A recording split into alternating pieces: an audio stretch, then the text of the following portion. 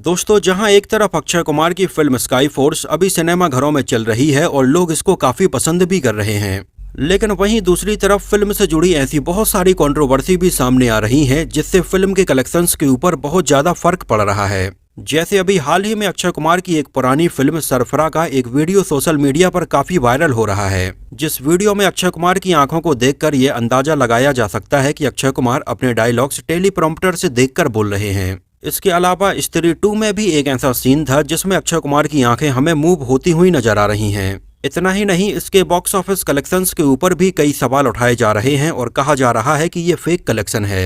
Actually makers के द्वारा starting में फिल्म की कई फ्री टिकट्स लोगों को बांटी गईं। इसके अलावा कई और ऐसे वीडियो देखने के लिए मिले जिनमें यह खुलासा किया गया कि फिल्म के लिए कैसे कॉर्पोरेट बुकिंग की गई है। यहाँ तक कि यूट्यूब पर जाने माने रिव्यूअर सूरज कुमार ने भी इस बारे में एक वीडियो अपलोड किया था, जिस वीडियो में उन्होंने पहले दिखाया कि बुक माई शो में थिएटर्स की ये सारी सीटें बिल्कुल भरी हुई नजर आ रही हैं, लेकिन जब वो फिल्म देखने के लिए पहुंचे तो उनमें से एक भी सीट नहीं भरी थी, पूरा का पूरा थिएटर खाली था। हालांकि कोई कुछ भी कहे, लेकिन जो जेन्युइन ऑडियंस है वो फिल्म को पसंद तो कर रही है। और यूं कहें तो फिल्म स्काई फोर्स ने अक्षय कुमार के लगभग 3 सालों के पिछले सूखे को मिटा दिया है।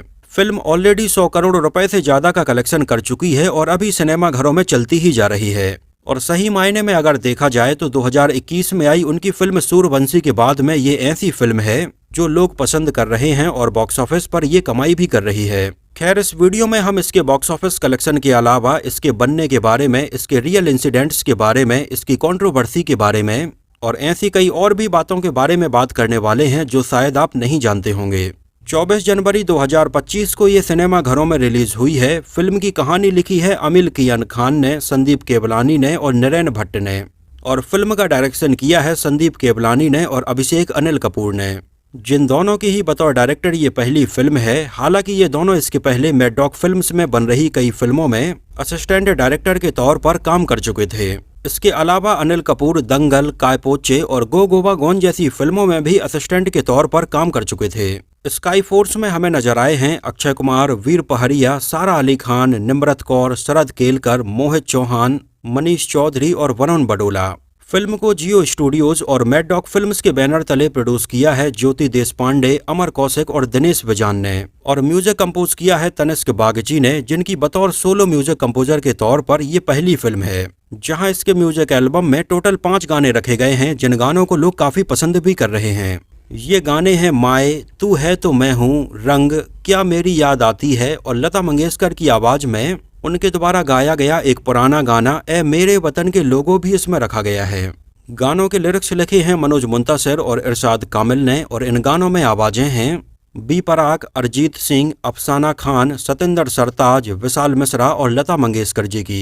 एक नज़र डालें अगर इसके बजट और बॉक्स ऑफिस कलेक्शन के ऊपर, तो रियल इंसिडेंट पर आधारित इस एक्शन ड्रामा फिल्म का बजट रखा गया था लगभग 160 करोड़ रुपए। और अभी जब मैं ये वीडियो रिकॉर्ड कर रहा हूँ तब तक फिल्म को रिलीज हुए 6 दिन हो चुके हैं और फिल्म ने अभी तक लगभग 82 करोड़ रुपए का कलेक्शन कर लिया है और ये अच्छा खासा कलेक्शन अभी करती भी जा रही है। थिएटर्स में फिलहाल कोई बड़ी फिल्म नहीं है, इस वजह से इसको ऑक्यूपेंसी भी अभी काफी अच्छी मिल रही है और फिल्म ने वर्ल्ड वाइड में अभी तक लगभग 109 करोड़ रुपए का कलेक्शन कर लिया है।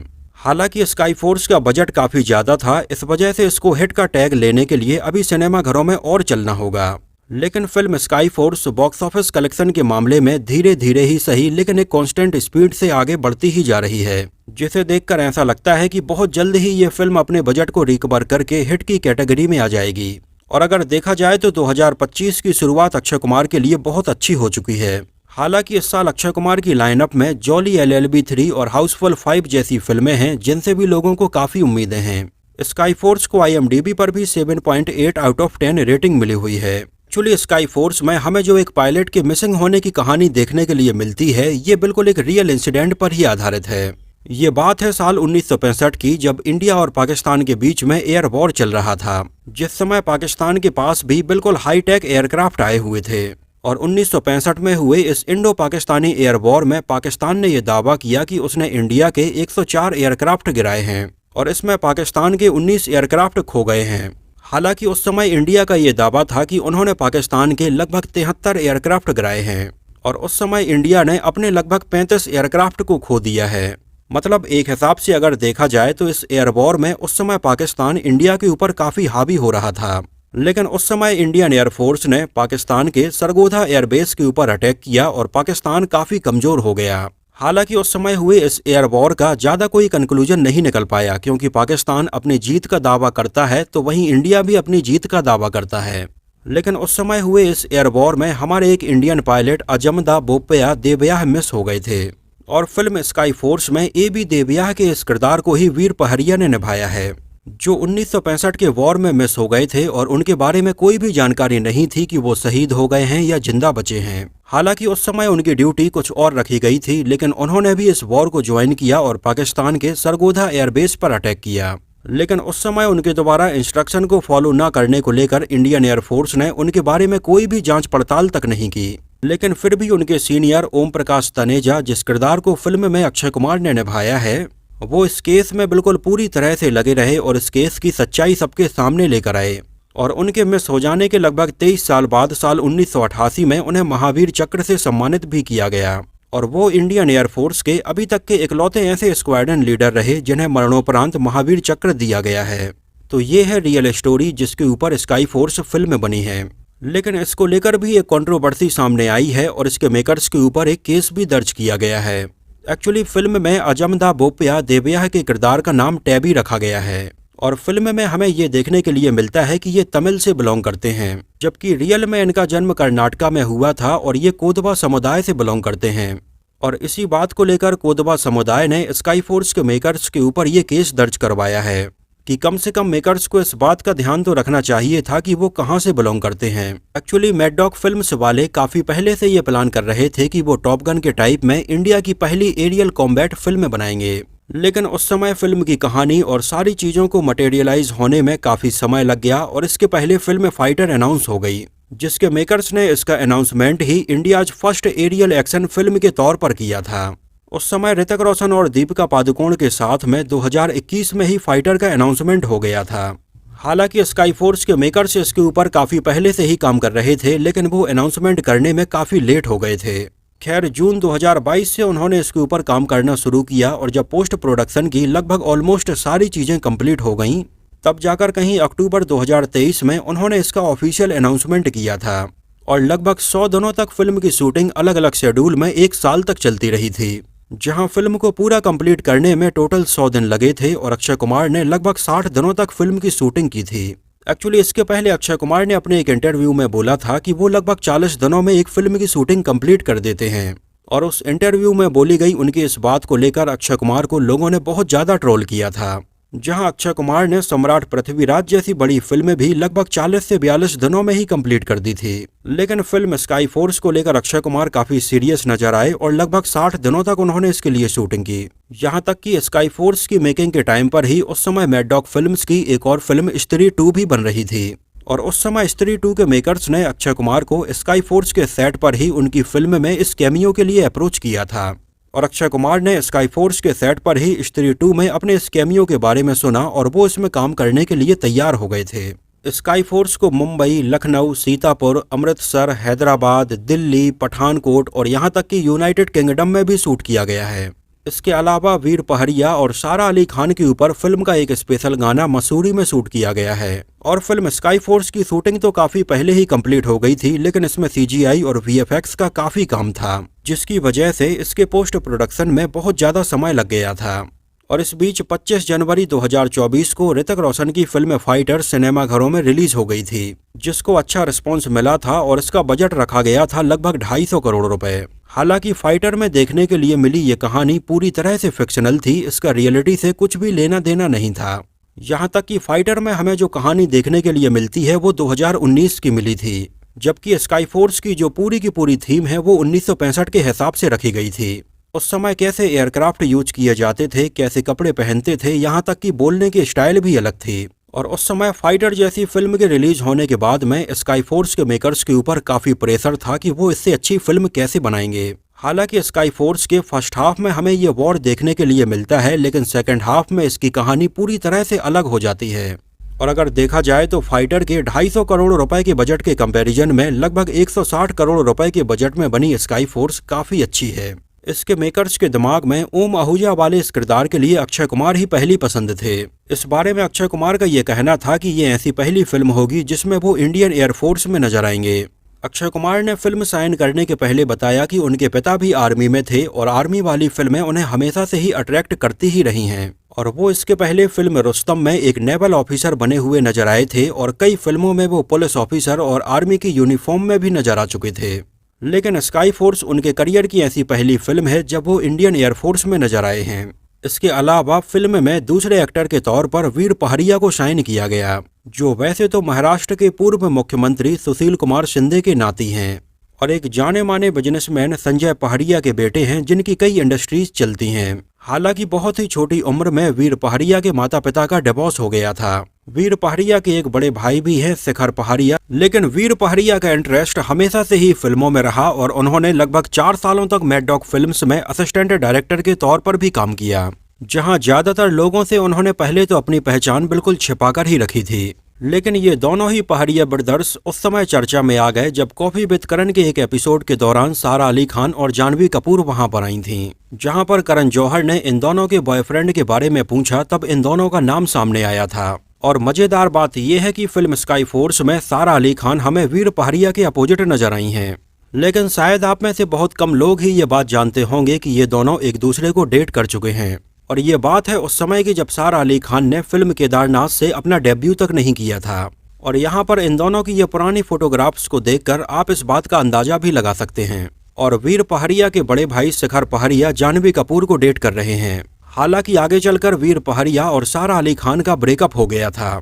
इसके अलावा उनके बड़े भाई शिखर पहाड़िया जानवी कपूर को डेट कर रहे हैं। इस वजह से भी आपने ये चीज नोटिस की होगी कि अक्सर जानवी कपूर भी स्काई फोर्स के बारे में कुछ न कुछ अपनी इंस्टाग्राम स्टोरी पर शेयर करती ही रहती हैं। इसके अलावा स्काई फोर्स में अक्षय कुमार हमें कई सीन्स में स्मोकिंग करते हुए और ड्रिंक करते हुए नजर आते हैं, जिसको लेकर भी कई लोगों का ये कहना था कि अक्षय कुमार को इसमें ऐसे स्मोकिंग और ड्रिंक नहीं करनी चाहिए थी, क्योंकि कई सालों से लगातार किसी भी फिल्म के शुरू होने के पहले अक्षय कुमार का नंदू वाला ये ऐड हमें जरूर देखने के लिए मिलता था, जब अक्षय कुमार साइकिल से आते हैं और बोलते हैं, ओ नंदू हॉस्पिटल के सामने खड़े होके ये फूफू कर रहा है। लेकिन वो खुद फिल्म स्काई फोर्स में ऐसे स्मोकिंग करते हुए नजर आए हैं। हालांकि इस बारे में खुद अक्षय कुमार का ये कहना है कि ये उनके किरदार की डिमांड थी, नहीं तो वो ऐसी चीजों को प्रमोट बिल्कुल भी नहीं करते हैं। स्काई फोर्स के राइटर और डायरेक्टर संदीप केवलानी ने इस बात का खास ध्यान रखा था कि इसमें पाकिस्तान विरोधी ऐसी कोई भी चीज न हो, क्योंकि वो अपनी फिल्म को सनी देओल की फिल्मों के जैसा नहीं बल्कि बहुत ही रियलिस्टिक दिखाने का प्रयास कर रहे थे। इस वजह से फिल्म में पाकिस्तान विरोधी ऐसी कोई भी चीज हमें देखने के लिए नहीं मिलती है। लेकिन इसके बावजूद भी स्काई फोर्स को मिडिल ईस्ट के कई देशों में बैन किया गया है। हालांकि फिल्म स्काई फोर्स जब सिनेमा घरों में रिलीज हुई तो इसको लोगों ने फाइटर से कंपेयर किया, और इसका फाइटर से कंपेयर होना बनता भी है, क्योंकि इन दोनों ही फिल्मों की थीम लगभग एक जैसी ही थी।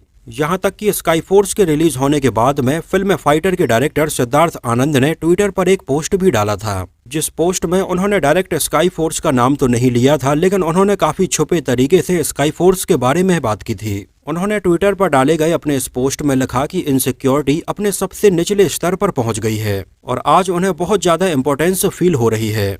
यहाँ तक कि उन्होंने एक पुरानी कहावत का भी जिक्र किया कि दूसरों की मोमबत्तियां बुझाने से आपकी मोमबत्तियां नहीं जलेंगी। लेकिन अफसोस, और इसके बाद उन्होंने अपना पोस्ट एंड कर दिया। लेकिन समझने वाले समझ गए कि उन्होंने स्काई फोर्स के ऊपर अपना ये कटाक्ष किया है। इसके अलावा स्काई फोर्स के मेकर्स के ऊपर बहुत ज्यादा कॉर्पोरेट बुकिंग के भी कई आरोप लगते ही रहे हैं। यहाँ तक कि इसके प्रूफ में जाने माने यूट्यूबर सूरज कुमार ने भी एक वीडियो सोशल मीडिया पर अपलोड किया था, जहाँ पर उन्होंने एक खाली थिएटर दिखाया और बुक माई शो पर उस थिएटर को दिखाया जहाँ पर उसकी सारी की सारी सीटें बुक थीं। जिसके बाद से और भी कई लोग इस बारे में बात करने लगे कि इसके मेकर्स ये कॉर्पोरेट बुकिंग कर रहे हैं। इसके अलावा स्काई फोर्स जिस दिन रिलीज हुई थी उस दिन इसके मेकर्स ने कई फ्री में टिकट भी बांटी थी, और फिल्म रिलीज होने के पहले ही दिन कई लोगों ने ये फिल्म बिल्कुल फ्री में देखी थी। इसके अलावा जब फिल्म के गाने माए को यूट्यूब पर रिलीज किया गया तो इसके लिरिसिस्ट मनोज मुंतशिर का नाम इसमें कहीं पर भी मेंशन नहीं था, जिस बात को लेकर मनोज मुंतशिर बहुत ज्यादा नाराज हो गए और उन्होंने भी एक पोस्ट डाली जिसमें उन्होंने स्काई फोर्स के मेकर्स को टैग किया और कहा कि अगर उन्हें क्रेडिट नहीं देंगे तो वो इसके ऊपर केस करेंगे। उन्होंने कहा कि खून पसीने की मेहनत से एक लिरिसिस्ट ये लिरिक्स लिखता है और अगर उसको क्रेडिट नहीं मिलता है तो ये बहुत गलत बात है।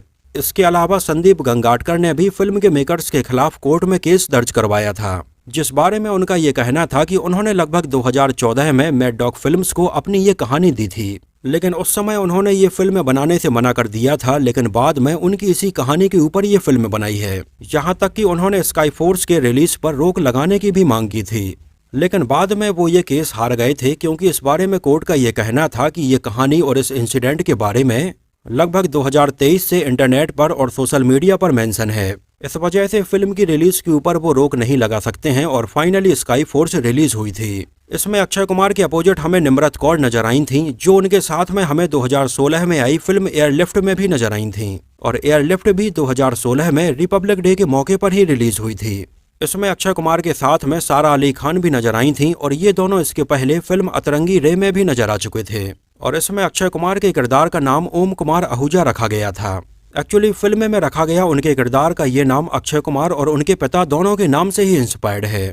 जैसे अक्षय कुमार के पिता का नाम है हरिओम, तो उनके नाम में से ओम लिया गया और अक्षय कुमार के नाम में से कुमार लिया गया, और फाइनली उनका ये नाम हो गया ओम कुमार आहूजा। इसके अलावा सोशल मीडिया पर वीर पहाड़िया को लेकर भी बहुत ज्यादा मजाक बनाया जा रहा है, जिस बारे में कई लोगों का ये कहना है कि वीर पहाड़िया की PR टीम बहुत ही एक्टिव है।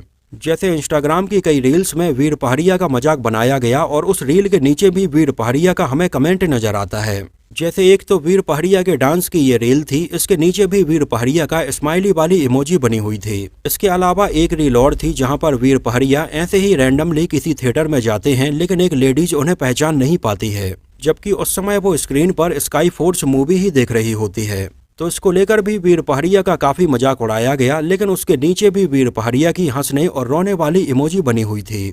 खैर जो भी है, स्काई फोर्स अभी सिनेमा घरों में अच्छी खासी चल रही है और अक्षय कुमार के फैंस के लिए ये बहुत खुशी की बात है कि उनके सुपरस्टार की फिल्म सिनेमा घरों में अच्छा खासा कलेक्शन करती ही जा रही है, जिससे इस साल आने वाली अक्षय कुमार की और दूसरी फिल्मों के लिए उम्मीदें अब और ज्यादा बढ़ गई हैं। तो दोस्तों ये तो बात हुई फिल्म स्काई फोर्स के बारे में। आप लोगों को ये फिल्म कैसी लगी थी हमें कमेंट सेक्शन में जरूर बताना, और अगर ये वीडियो आपको पसंद आया हो, मेरी मेहनत आपको पसंद आई हो, तो उसको प्लीज लाइक करके मुझे इस बात का जवाब जरूर दीजिए। तो मिलते हैं किसी नए वीडियो में कुछ और ऐसी ही इंटरेस्टिंग और रोचक बातों के साथ।